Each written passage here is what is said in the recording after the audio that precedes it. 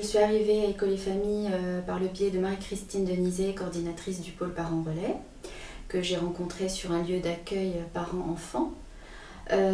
Donc je ne travaillais plus à ce moment-là, j'avais mon petit mon petit dernier qui fréquentait ce lieu-là, et j'ai témoigné à Marie-Christine le fait que je voulais m'engager sur des actions bénévoles.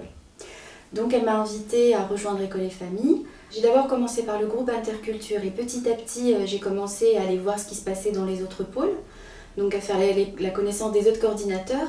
Et c'est vrai que les pratiques d'École et Famille me convenaient, et je me suis dit que j'ai trouvé quelque chose où je pouvais partager mes principes et mes valeurs. Donc pour le côté parents relais, moi je suis plus sûre du collectif. J'ai pas fait d'accompagnement individuel puisque j'ai des petits-enfants, enfin j'ai des enfants en bas âge à l'école où il y avait des choses qui n'allaient pas, donc j'ai fait le relais à École et Famille pour dire s'ils pouvaient m'aider à avoir une médiation entre les parents et les enseignants. Donc on a réussi à mettre un groupe d'échange au sein de l'école La Prairie sur Saint-Ouen-l'Aumône. Et ce groupe a vraiment aidé d'une part les parents et les enseignants à rétablir la communication qui a été à un moment donné coupée parce qu'on ne se comprenait pas dans les propos que l'un disait à l'autre. Donc, ce qui nous aide à École et Famille, c'est qu'on n'est pas lâché comme ça dans la nature sans suivi. Et grâce aux formations qui nous sont proposées par École et Famille, ça nous aide à réfléchir,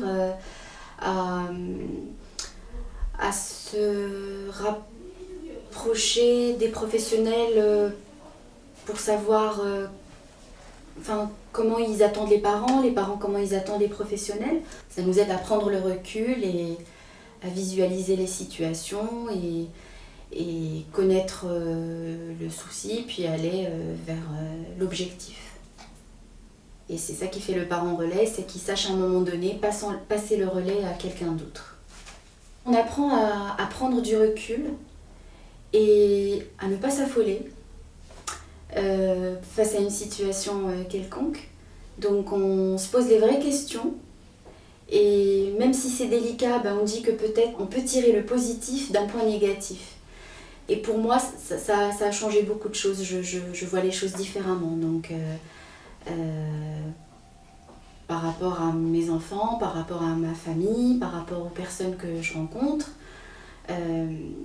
J'essaie toujours maintenant de poser les questions justes pour pouvoir aller à l'essentiel et ne pas s'affoler face à une situation difficile et se dire ça va pas être réalisable. Donc voilà. Ce que j'ai retenu à École et Famille, c'est que on parle des absents comme s'ils étaient présents, et ça c'est très important parce qu'on fait attention à la forme et comment on parle des gens, et ça facilite beaucoup les choses. Donc voilà, c'est un respect vis-à-vis de l'autre. Donc, et ça c'est formidable.